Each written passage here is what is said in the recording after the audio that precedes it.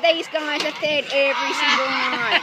Tasmanian devils, even though we spend so much time with us, that you cannot take the Tasmanian devil out of Tasmanian devils. Now, I've been here 11, 12 years and they still act like this. Time and time and time again. Yeah. And I think that's the best thing about them. Yeah.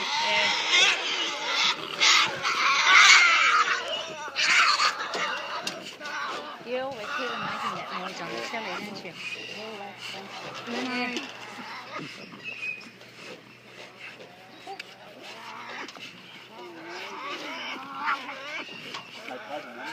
No.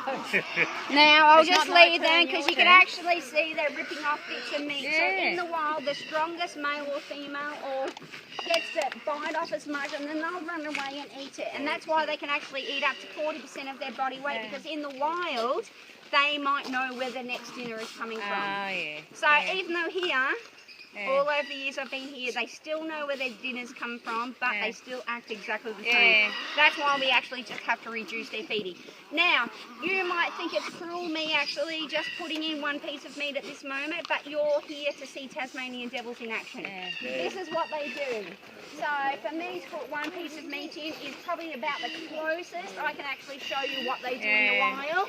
But we do actually feed them every single night, so they still act like this. And we are coming up to the breeding season.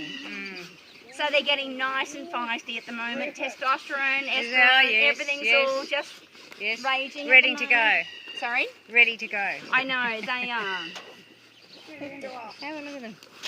Now, if one actually takes off with a piece of meat, it will run away as quick as it can. You'll actually see a whole heap of little walk pathways. So what they actually do is they run away those they run along those pathways, and sometimes they'll drop off a little piece of meat or blood or bone, and they'll do figure eights. They'll run around because hopefully all the other Tasmanian devils that are following them will be able to stop and pick them up, which means the devil with the meat hopefully gets a chance to sit down and devour as much as it can.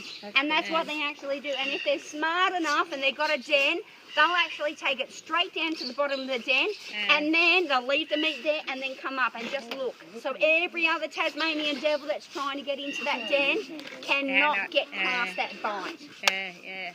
Wow. So that's what they do. Yeah, the only thing is they want to get the best piece.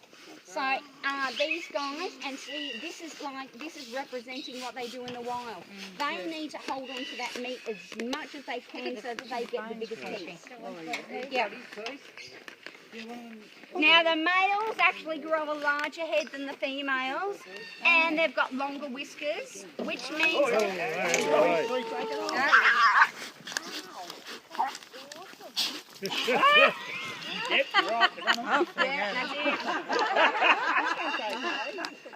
Yeah, you got to beat off before we went. Yeah, that's it. You'll actually see them stop.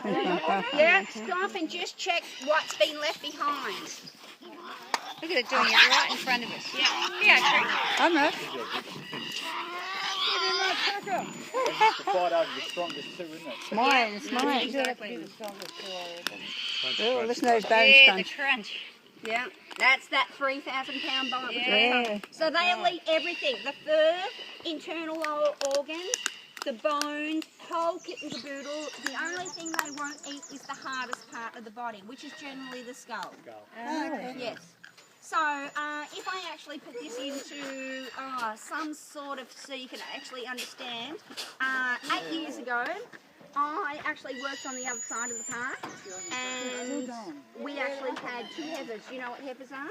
Okay, so we had, you going? No?